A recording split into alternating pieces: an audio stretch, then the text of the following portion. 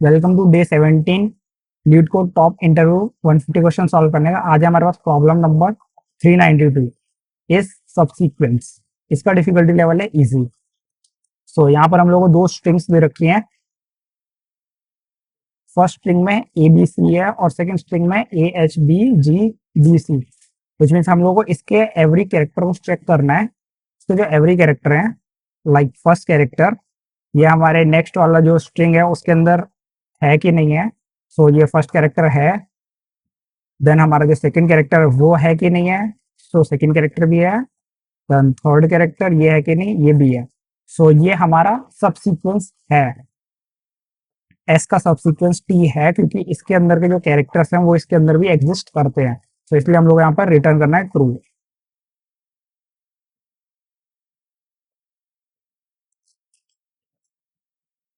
सो इसके कंस्ट्रेंट्स देख लेते हैं। एस डॉट लेंथ, मतलब जो एस की जो लेंथ होगी वो 0 से लेकर 100 तक हो सकती है, और टी डॉट लेंथ, टी की जो लेंथ होगी वो 0 से लेकर 10⁴ तक एग्जिस्ट कर सकती है। इसी के साथ हम लोग इस क्वेश्चन का जो पैटर्न है वो हमारे 2 पॉइंटर्स का यूज करेंगे हम लोग। टेक्निक हमारी जो होगी वो सीक्वेंशियल मैचिंग होगी, सीक्वेंस मैच करेंगे हम लोग यहाँ पर। अप्रोच होगी हमारी मूव थ्रू बोथ स्ट्रिंग्स, एक एक करके दोनों स्ट्रिंग में मूव करेंगे आगे, ठीक है। टाइम कॉम्प्लेक्सिटी होगी हमारी ओ एन, स्पेस कॉम्प्लेक्सिटी होगी O one. So let's understand the solution. यहाँ पर एस स्ट्रिंग हम लोग दे रखी है ए बी सी, और टी स्ट्रिंग दे रखी है A H B G D C, which means हम लोग यहाँ से आइट्रेशन करना स्टार्ट करेंगे। आई पॉइंटर को हम लोग अपना 0 पे रखेंगे और जे पॉइंटर को भी 0 पे रखेंगे, बट जे पॉइंटर को इधर रखेंगे और आई पॉइंटर को यहाँ पे रखेंगे। तो जे पॉइंटर को यहाँ पे रखेंगे, ठीक है। यहाँ से स्टार्ट करेंगे।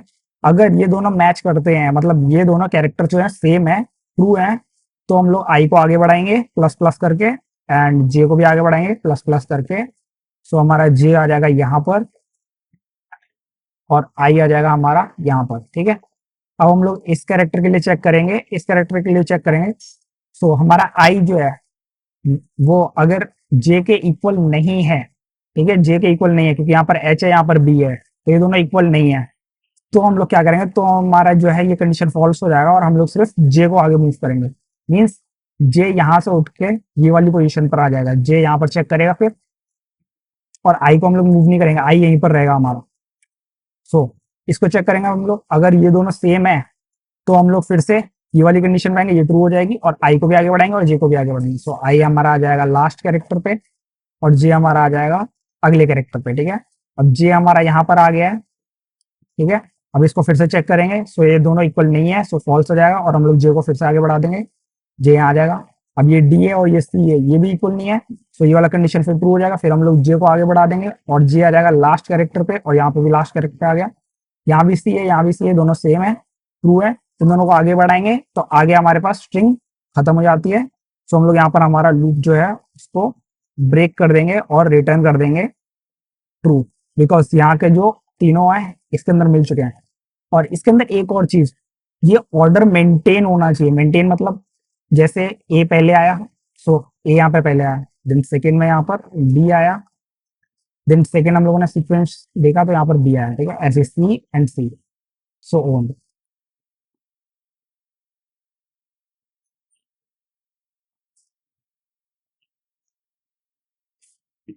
अब हमारा इफ एल्स का लॉजिक देख लेते हैं हम लोग, कैसे लिखेंगे हम लोग। इफ एल्स का लॉजिक हमसे कहता है इनिशियलाइज करेंगे हम लोग हमारे दोनों पॉइंटर्स को आई एंड जे। यहाँ पर हम लोगों ने इनिशियलाइज करा था 0 0 से।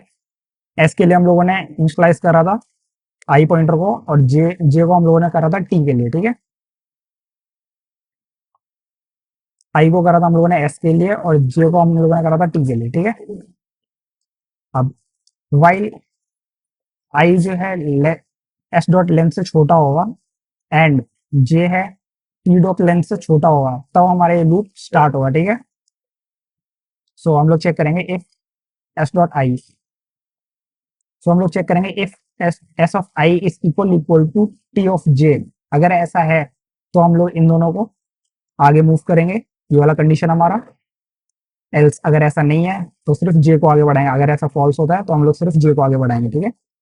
जैसे हमारा लूप ब्रेक होगा उसके बाद हम लोग क्या करेंगे, चेक करेंगे if I reaches the end of S. अगर एस के एंड तक आई पहुंच गया है, मतलब यहाँ पर था ना, पार कर दिया है इसको, पूरा स्ट्रिंग क्रॉस कर दिया है, सो हम लोग रिटर्न करेंगे ट्रू। ठीक है, एल्स अगर ऐसा नहीं है सो हम लोग रिटर्न करेंगे फॉल्स। ठीक है, ये था हमारा बेसिक इंट्यूशन इस क्वेश्चन को सॉल्व करने के लिए। आप लोग किसी भी लैंग्वेज में इसका कोड लिख सकते हैं। थैंक्स फॉर वॉचिंग, मिलते हैं नेक्स्ट डे में, तब तक के लिए सब्सक्राइब।